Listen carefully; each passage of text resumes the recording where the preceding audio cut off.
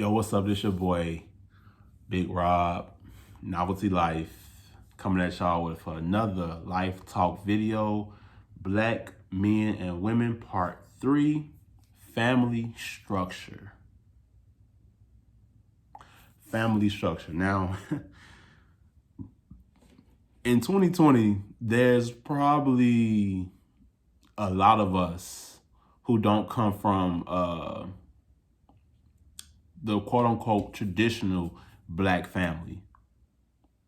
We don't come from it. You know, we have broken marriages, we have single parent households when it pertains to mothers or fathers. You know, for fathers, it tends to sometimes be a situation where the mother passed away and they're now a single father. For mothers, it sometimes tends to be similar, or it can be a situation where a black man walked out on his family and went and started a whole new family. Anything can be possible when it pertains to this idea of family structure. One, I will say, it still takes a village to raise a child. If you know anything about African culture, or us as African people, black people in America in general, you know, especially back in the day, the neighborhood was raising a child. If you think about it, it was, you know, I still got stories. My father telling me how he would be disciplined by a neighbor, and then he would go home and his mother and father would discipline him. And I don't mean discipline him maybe by like they whooping him, but it's like they tell him, hey, you shouldn't be doing this, little bro, or whatever. You know, that whole idea of a village raising a child, because right now we have the situations out in the world where you got children raising children. Like, the family structure in America alone is fucked up. And I'm not gonna hold my words back. I'm not gonna hold my language back. It's up. Like, literally. So I'm not gonna say that a woman can't raise a man or a man can't raise a woman, because they can. There are some individuals who are so strong-willed that they can literally, as a woman by herself, raise a man to be a well upstanding male in society. And the same thing for a man raising a woman. There are some men who can literally raise a woman to the point where she can be an upstanding woman in society. He'll get her the tools that she needs to learn how to be a woman. Some way, somehow, some possible, she'll get the tools. And when it pertains to raising the black man, the black woman in today's society, we have to literally take a step back and think about how exactly do we address the absence of certain things when it pertains to family structure. You know, because back in the early 50s, you had a lot of black men and black women coming together, getting married and starting a family together. But you also have to understand that the culture was different during the 1950s as compared to 2020 or 2021, as we're getting ready to walk into. The fundamental culture was of a different caliber. Whereas you had a lot of black women at home, had a lot of black men out in the workforce. And so evidently they come home and the man can discipline the child, and the man stay there. But in today's time, you have a lot of broken families in a sense. The black man is not in the household. The black man is not there. So how do you fix this family structure? A lot of ways you can fix a family structure. It's not just as simple as saying, hey, go be with somebody that you're not really in love with, or go be with somebody that who abuses you, you know, and is very demeaning and disrespectful to you and doesn't actually care about you as a person. No, it's not that simple, you know. But what I can say is you have to get that person the tools that they need. Those children, you have to get them the tools that they need to literally be out here and grow as a young man or a young woman. Because if you don't get them the tools, somebody else will give them the tools. For a black man growing up without his father in the household, if his mom isn't strong enough to teach him certain things on her own, someone will. And this is where you find that a lot of men are being raised by the streets versus being raised what it means to actually be a man. And a lot of those men who being raised in the streets, they not quote unquote men in a sense.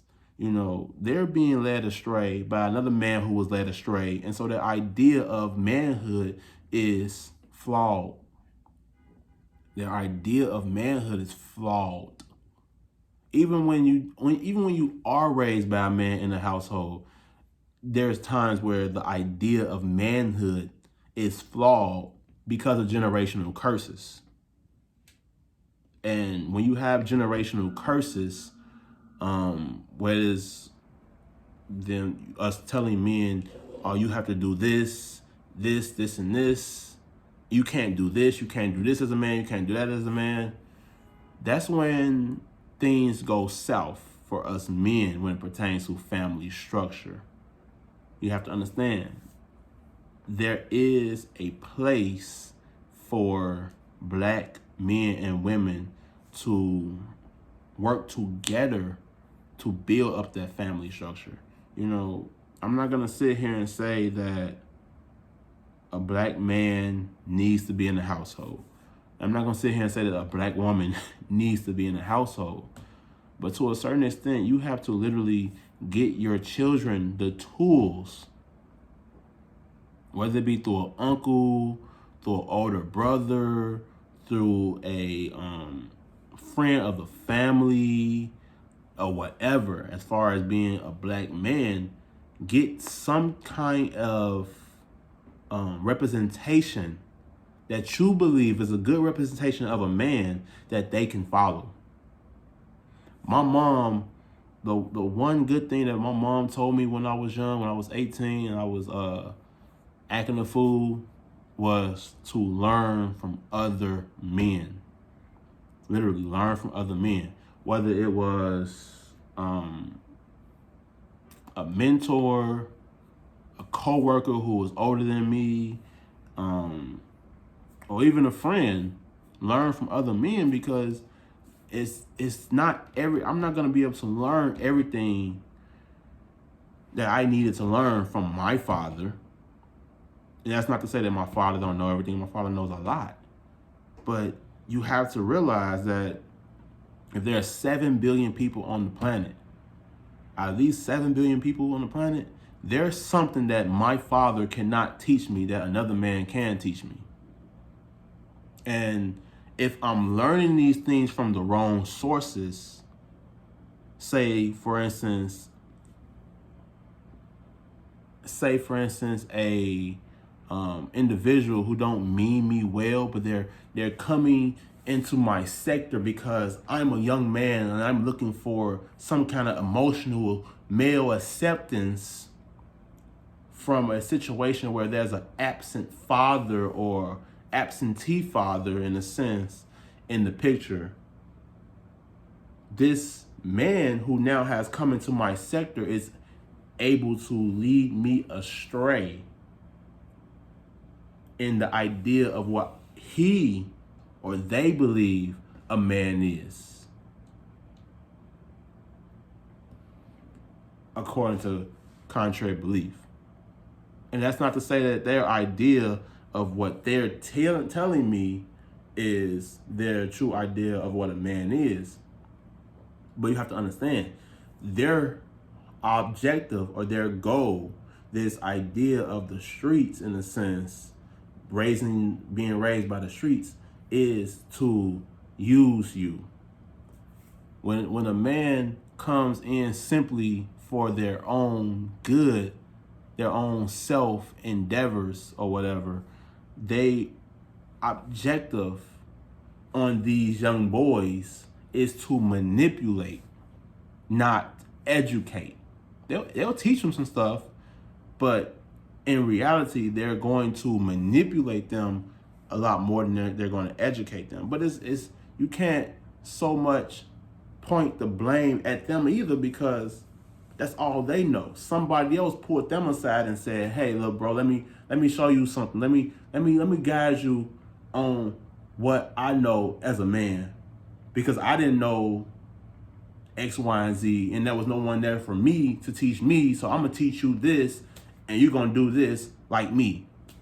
So can you really blame them, and can you really blame that young man when in reality that absent father was the one that should have been there in the first place, teaching that bro what he needed to know for whatever reason? This is why I like to say, as a man, or as my father told me, and my grandfather told my father and my uncles, your children, your blood, they're your responsibility. A woman can walk out of your life at any moment, any time, but your children are your responsibility. I have so much respect for my grandfather because he broke a generational curse when it pertains to the men in my family. He broke generational curses. I'm going to say that. He broke generational curses when it pertains to the men in my family. And that's not to say that we perfect, because we not. We some knucklehead men too. But my grandfather broke those curses for us. You know, that's not to say we perfect. That's not to say that we don't make mistakes, because we do. We men. We make mistakes. But at the fundamental of our core, our children, is we ride for our kids. We ride for them, you know. And you have to understand that in this family structure that we originally had, where there was a black mother and a black father, that was the truest form of a family structure that black men and women had in America. And it stems back all the way to the pre-Emancipation Proclamation with Abraham Lincoln. It stems all the way back then, like where you see so many black men and women coming together, being sharecroppers and raising their family on the farm when there was very little that we can obtain as black people. We were coming out into a whole new world, you know, even to the point where during the early 1920s, where the first migration happened from the South to the North, where black men were leaving the household in the Black South to try to find work for their family. There's a lot of things that has contributed to the foundation of black men not being in the household, and the family structure of the black man and woman being torn down today. There's a lot of things. There's not just one particular thing that has, quote unquote, destroyed the black family and led us astray. And you cannot point blame at anyone. But what you can do is create a solution on how you're going to fix certain things in your family, and have standards for what you're going after as a man or as a woman in 2021 and moving forward, because the world is only going to continue to get crazier. You know, you have to understand that black men are endangered. Black women are endangered as well. But when you separate the black man and the black woman from each other in a family structure, the government is able to literally manipulate us as a people. They're able to literally break us down. We're the only culture in America where you see a vast majority of black men hating black women hating black men. We're the only culture, That's not to say there's no black men and women who are together, who are unionized and being cooperative with each other and everything. That's not to say that. But you find the vast majority, a good sector of our culture has been torn down to the point where you got black men over here saying that, oh, she just a hoe, a thought, she ain't shit. You got black women over here saying, oh, he ain't shit. He just a nigga, he a trick, whatever. You got this idea, culture that has been developed, and it all came from somewhere. During the early 1960s, when there were so much expansion going on between black men and black women, then the downfall in the 1970s, 80s, and 90s to the point where we are now today, where the black man in the household is almost non-existent. Almost non-existent. And you have to really ask yourself, why? You know, there's a welfare act that came out a while back in the 1970s, I believe, that put it where a woman, if she was to get government assistance to be able to support her family, that meant that the black man could not be in the household. See, I said it's a lot of things that have contributed to the way we are being torn down as a people. And the reason why I fight so strongly against Section 8, link, all those things that, you know, we do need to have, but not at the extent of the destruction of our families. Because you find that so many black women, to obtain link or to obtain any type of welfare, the black man can't be in a home. So it further pushes the norm or the rhetoric of the absentee black man. It further pushes that norm of not having a black man in the household. We have to literally start thinking about the things that are being subscribed to us as a people. We can't just let the world do what the world feel that they need to do to us, as if we're just experimental guinea pigs. Black people are some of the most intelligent individuals on the face of the planet. And I'm not saying that nobody else is intelligent. I'm not saying nobody else is full of beautiful, great gifts and stuff like that. But what I am saying is that black people are so creative, so intelligent, so intuitive, with the genius that has been innately put in us, that there's individuals in the world who seeks to steal what has always belonged to us, what has always belonged to you as a black man, you as a black woman. And this is why I say it's very imperative that black men and black women start to go and learn what is going on in the world, and not just think about yourself, in a sense. Because when you open your eyes, not even just when you open your third eye to the truth of the world, life becomes real scary at that point. It becomes real scary. But it's beautiful. And so that's family structure, and it's a lot that goes into it. And it's not just black boys. The absent father in the family structure does a lot to the women as well. This is when a woman doesn't have her father in her life. When a woman doesn't have her father in her life, and I will repeat this, she literally searches wide and high and low for her father.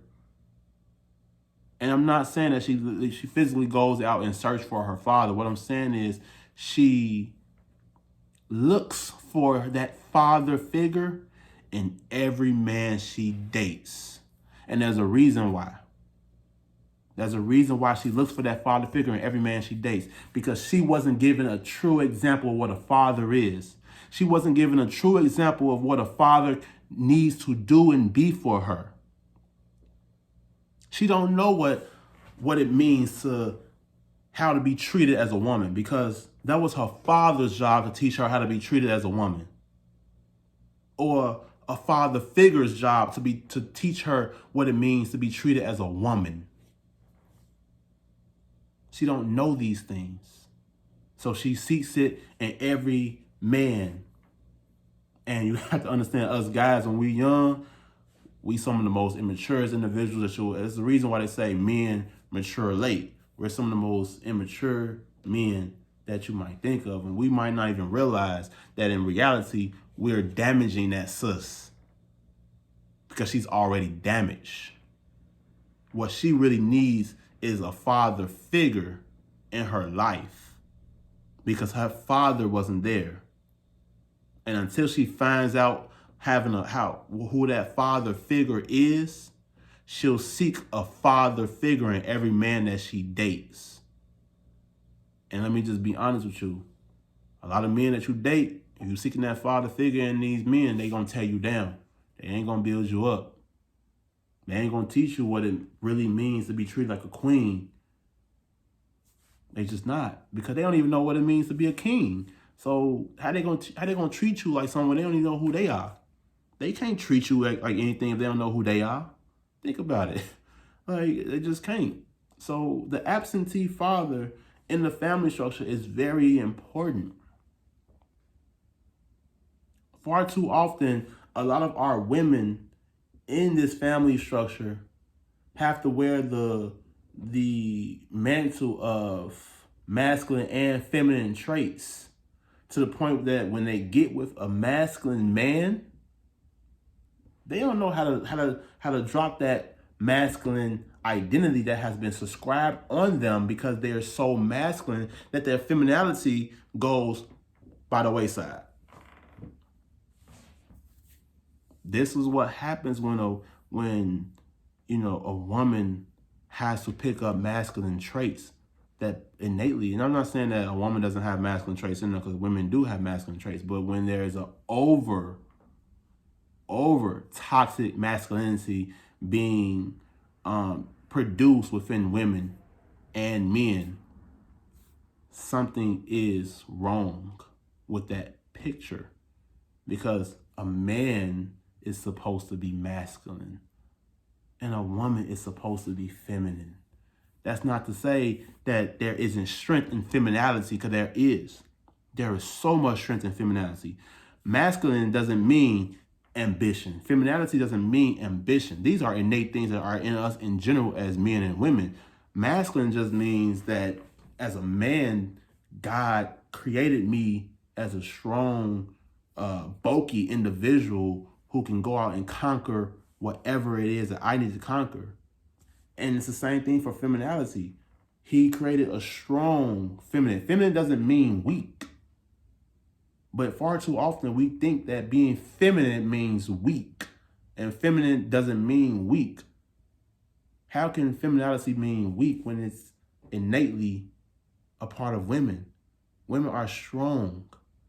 So we have to separate masculine and feminine from weak and strong, because it's not that. It literally is not that. And if you're thinking that because you have femininity in you that it makes you weak as a woman, then I'm gonna need you to go back to the drawing board on what it means to be a woman, because y'all some of the strongest motherfuckers I know. Like, I can see look at my mom, for instance. Like, the woman is extra strong and very feminine. Very. But that's the family structure and the absentee black man. I wasn't supposed to actually have those two into one, but that's it. Hey, this is your boy Rob, aka Novelty Life, and this has been another Life Talk video, part 3 of Black Men and Women. Like, share, comment, subscribe. I know I talk about a lot in these videos, but it's a lot that has to be addressed because we failing. If we were getting graded on a test right now, I would say that we're about like a C in a sense. So we like half and half. We're getting there. It's gonna take some time. I do have faith in our people. We're going to get there. It just might take a couple of generations, and we're moving. We are moving. We just gotta stop letting the world subscribe identities on us. Stop letting the world subscribe identities on us because we know who we really are. We know what we're really capable of doing out here in the world. Peace out.